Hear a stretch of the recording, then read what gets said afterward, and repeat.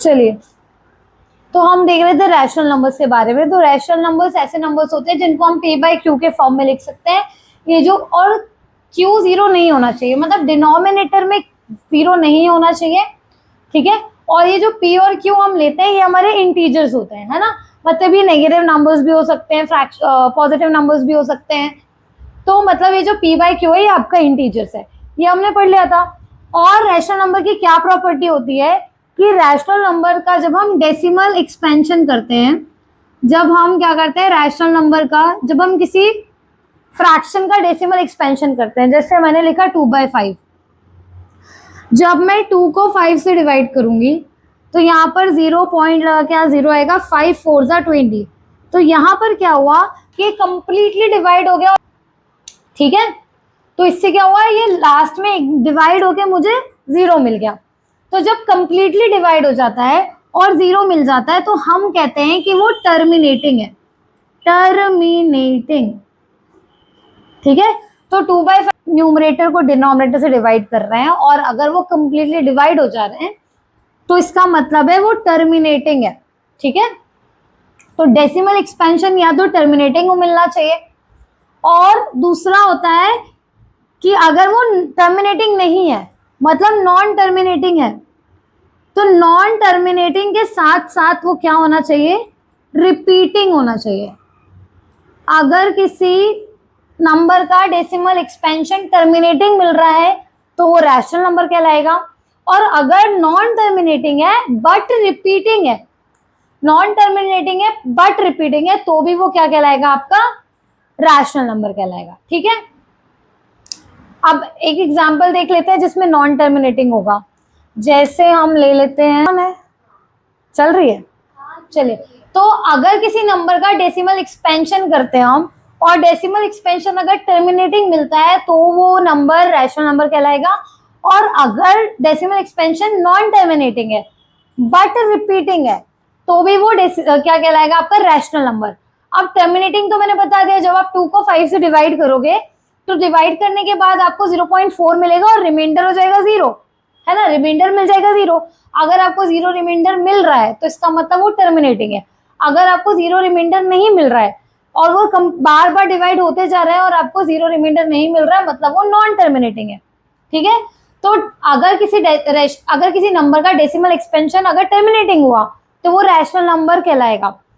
अगर उसका decimal expansion non terminating हुआ बट रिपीटिंग हुआ तो भी वो क्या कहलाएगा, रैशनल नंबर कहलाएगा। जैसे 11/3 ये दिख रहा है, यहाँ लिख देती हूँ। जैसे 11/3 कोई नंबर है, अब मैं 11 को 3 से डिवाइड करती हूँ, 3 3 9, मुझे मिला 2।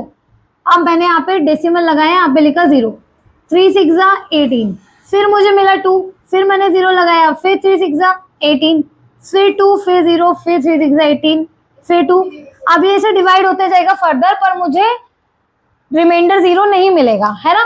तो ये जो नंबर है ये नॉन टर्मिनेटिंग है, नॉन टर्मिनेटिंग है क्योंकि मुझे रिमाइंडर 0 नहीं मिल रहा।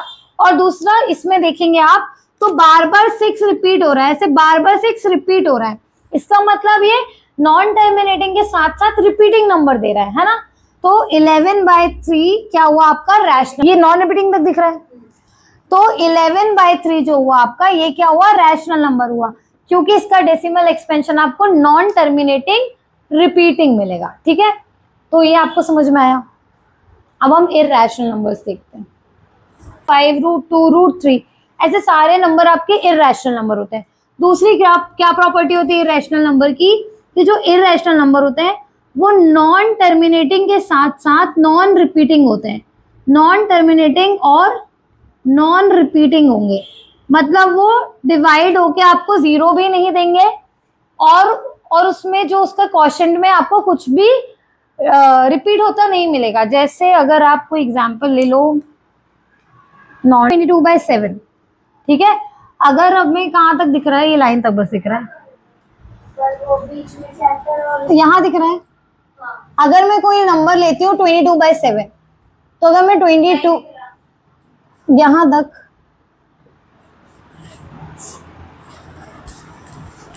यहाँ अगर मैं 22/7 लेती हूँ और मैं 22 को 7 से डिवाइड करती हूँ, मतलब 7 को 22 से डिवाइड करती हूँ, तो 7 3 21, फिर कितना बचा यहाँ पे 1, फिर आपने पॉइंट लगाया 0 लिया, ठीक है। हाँ 7 1 7, फिर आपको मिला 3, फिर आपने यहाँ 0 लिया, 7 4 28, फिर आपको यहाँ 2 मिला, फिर आपने 0 लिया, फिर 7 2 14, फिर आपको यहाँ पे 6 मिला, फिर आपने 0 लिया, 7 8 56, फिर यहाँ पे 4 आया। तो देखिए यहाँ पर क्या हो रहा है, ये डिवीजन खत्म ही नहीं हो रहा, मतलब ये वैल्यू टर्मिनेट ही नहीं हो रही है, टर्मिनेट हो रही है नहीं हो रही है, मतलब आपको लास्ट में एंड में डिवाइड होकर 0 नहीं मिल रहा है, ये डिवीजन आपका खत्म ही नहीं हो रहा, मतलब ये नॉन टर्मिनेटिंग है। उसके बाद आपको ये जो क्वोशंट मिल रहा है ऊपर, ये जो आपको वैल्यू मिली 3.148, इसमें कोई भी नंबर रिपीट नहीं हो रहा है, कुछ पैटर्न रिपीट नहीं हो रहा है।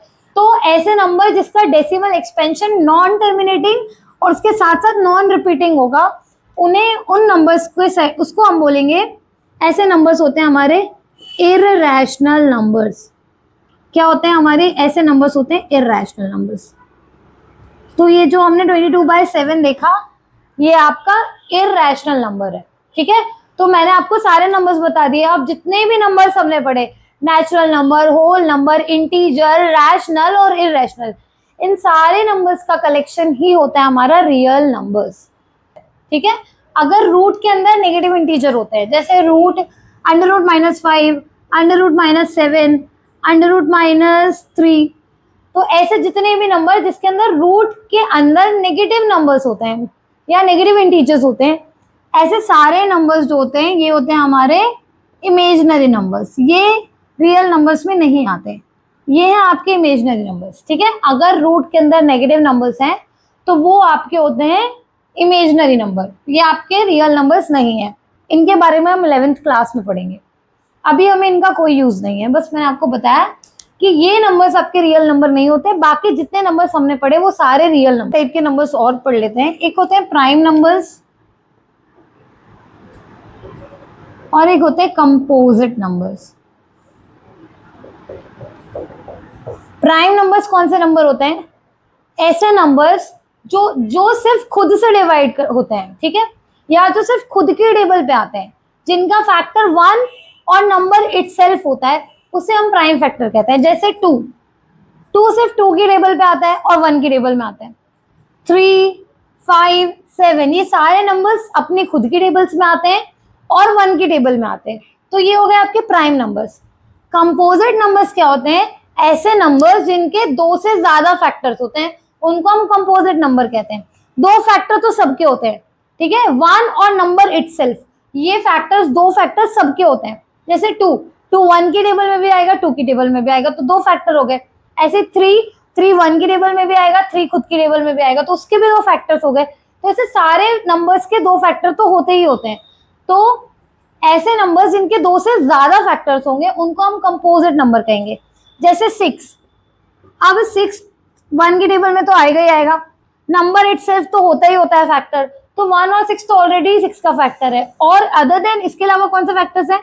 2 और 3, तो जो 6 है उसके 4 फैक्टर्स हैं, मतलब मोर देन 2 फैक्टर्स हैं, तो ये आपका कंपोजिट नंबर हो गया, ठीक है। तो ऐसे सारे नंबर्स जिनके 2 से ज्यादा फैक्टर्स आपको मिलते हैं वो होते हैं आपके कंपोजिट नंबर। और ऐसे नंबर जो सिर्फ खुद की टेबल पे आते हैं और 1 की टेबल पे आते हैं, उन्हें हम बोलते हैं प्राइम नंबर। तो देख, फैक्टर और मल्टीपल। फैक्टर्स मतलब होता है, जैसे मैंने बोला आपको 24 का फैक्टर लिखना है, तो 24 के फैक्टर्स कौन से होंगे? तो 24 जिस जिस नंबर से डिविजिबल होगा, 24 जिस जिस नंबर से डिवाइड होगा, वो सारे नंबर 24 के फैक्टर्स होंगे। जैसे 24 को आप 1 से डिवाइड कर सकते हो, 2 से डिवाइड कर सकते हो, और 24 किससे डिवाइड होता है? 3 से डिवाइड होता है, 4 से होता है, और 6 से होता है, 8 से होता है, 12 से होता है, और 24 खुद से भी डिवाइड हो जाता है। 24 तक गया।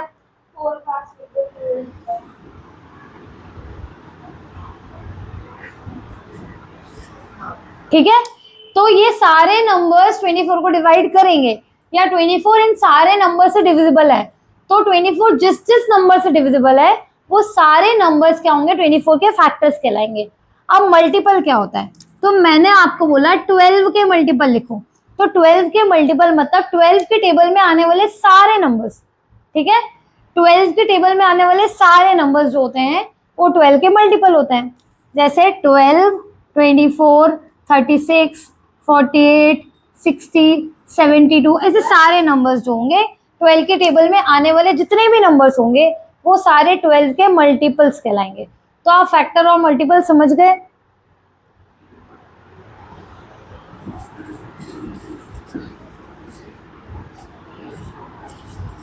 अब हम क्या करेंगे, अब हम सीखेंगे प्राइम फैक्टराइजेशन।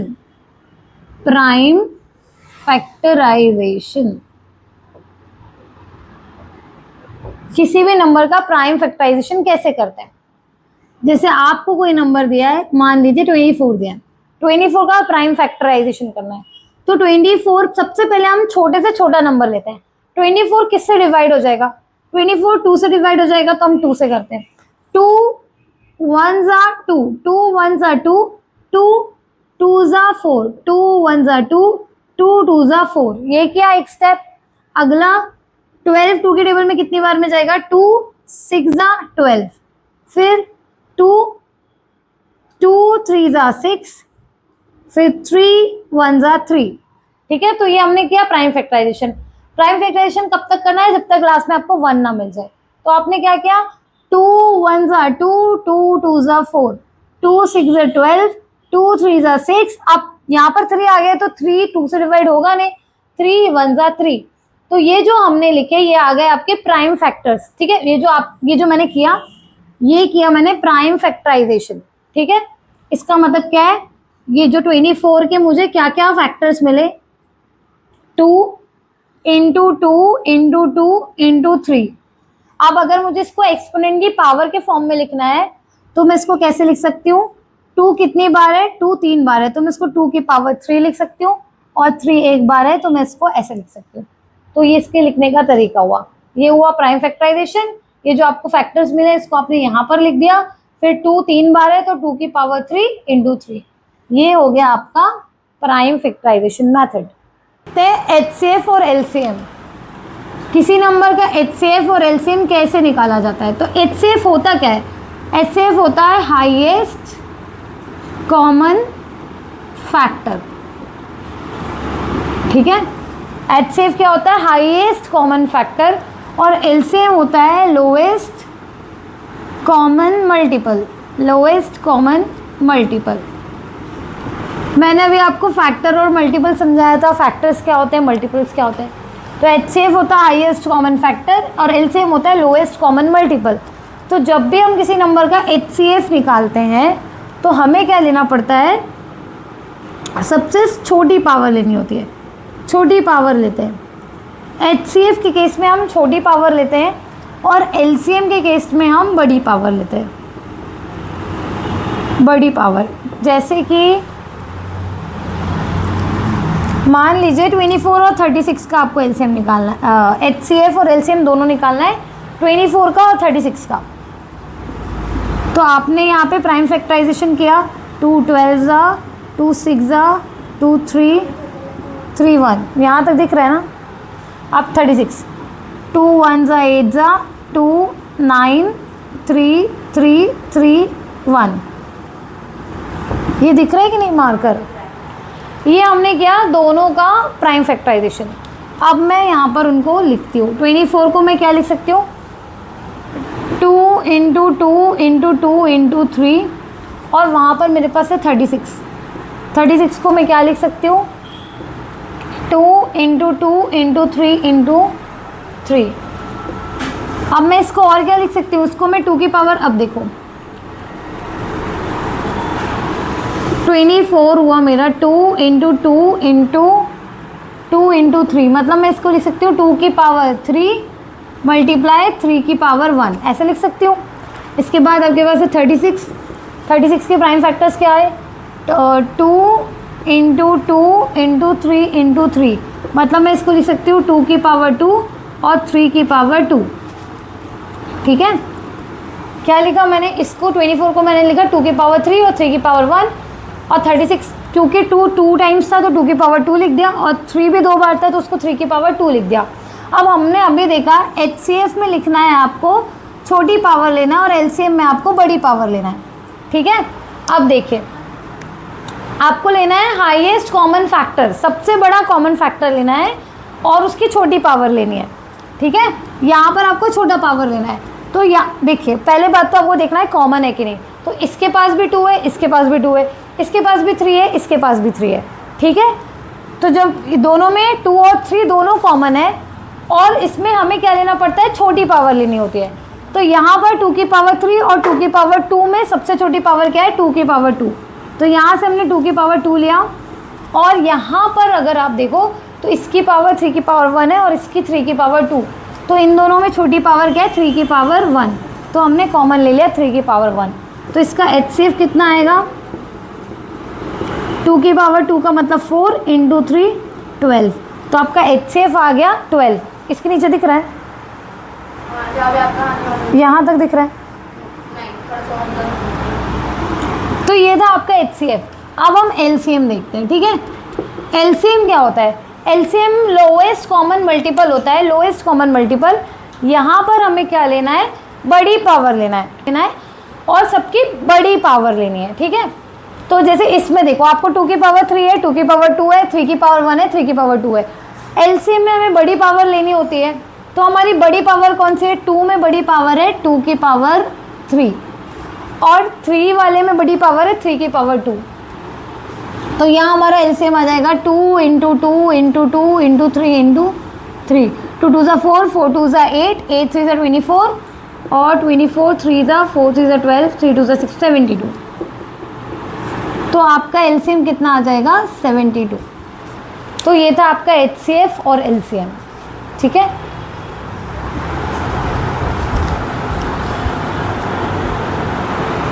चलिए क्वेश्चन गलत था, वो दिखा वाले मार्कर से करूँ, मार्कर भी चाहिए। तो हमें क्या करना है, ये एक्सरसाइज 1.1 के क्वेश्चन 2 का सेकंड क्वेश्चन है, ठीक है। तो इसमें हमें क्या करना है, HCF और LCM को फाइंड करना है। उसके बाद हमें वेरीफाई करना है कि HCF into LCM equals to product of 2 numbers, कि 2 नंबर का प्रोडक्ट और उन्हीं के HCF और LCM का प्रोडक्ट इक्वल होता है, ये हमें वेरीफाई करना है। तो उसके लिए पहले हमें क्या करना पड़ेगा, पहले हमें प्राइम फैक्टराइजेशन से इनके HCF और LCM को निकालना पड़ेगा। 2 2 ज़ा 4, 2 5 ज़ा 10, 2 5 ज़ा 10, 3 अब यहाँ पे 3, 8 ज़ा 24, 1 बचा, 3 5 ज़ा 15। अब 85 है, 85 3 से डिवाइड नहीं होगा, 5 से करना पड़ेगा। 5 1 ज़ा 5, अगर 8 में से 5 गया तो बचेगा 3, 35, 5 7 ज़ा 35, 17 1 ज़ा 17। ये हो गया आपका इसका प्राइम फैक्टराइजेशन। अब इसका करते हैं, 2 4 ज़ा 8, 1 बचा, 2 6 ज़ा 12, 2 2 ज़ा 4, 2 3 ज़ा 6, 23, 1 ज़ा 23। दोनों का प्राइम फैक्टराइजेशन हो गया है। 5 1 0 के प्राइम फैक्टर्स आए हैं 2 3 5 और 17। 92 का क्या आएगा, 2 इंटू 2 इंटू 23, ठीक है। ये हमने लिख दिया। अब ये 2 इंटू 2 को मैं क्या लिख सकती हूँ, ये जो 2 इंटू 2 है उसको मैं 2 की पावर 2 लिख सकती हूँ। तो मैं इसको लिख दूंगी 2 की पावर 2, ठीक है। यही 2 2 बार है तो मैंने इसको 2 की पावर 2 लिख दिया। अब देखो हमें क्या करना पड़ता है, जब हम HCF लेते हैं तो HCF में हमें कॉमन फैक्टर लेना पड़ता है और कॉमन फैक्टर की स्मॉलेस्ट पावर लेनी पड़ती है। तो कॉमन फैक्टर तो 2 ही है इसके केस में, यही एक कॉमन फैक्टर है और कॉमन फैक्टर की छोटी पावर लेनी है। ये 2 की पावर 2 है, ये 2 की पावर 1 है, तो हम 2 की पावर 1 लेंगे। 2 की पावर 1 मतलब 2, ठीक है। तो आपका 2 आ गया HCF। अब आपको निकालना है LCM। तो LCM में क्या होता है, सारे नंबर्स को इंक्लूड करना पड़ता है, सारे प्राइम फैक्टर्स को, और सबकी हाईएस्ट पावर लेनी पड़ती है। तो यहाँ पर हम 2 के केस में 2 की हाईएस्ट पावर लेंगे, मतलब 2 की पावर 2। फिर यहाँ पे 5 एक ही बार है तो एक बार 5, एक बार 23 और एक बार 17। सारे नंबर्स को हमने ले लिया है, ठीक है। अब हमें इन सबको मल्टीप्लाई करना है, तो ये हो जाएगा 2 2 ज़ा 4, 4 5 ज़ा 20, 20 इंटू 23 कितना हो जाएगा, 0 6 0 4, 460 ये हो गया। 460 में 17 का और मल्टीप्लिकेशन करना है, 0 42 4 28 32 0 6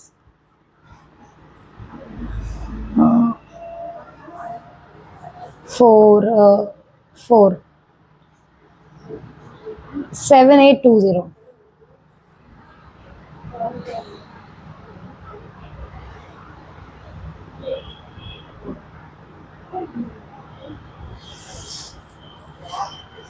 तो एलसीएम कितना आ रहा है हमारा? 7820 आया हमारा एलसीएम। दिख रहा है ये? चेक करा एलसीएम। क्यों बार बार गलत आ रहा है यार?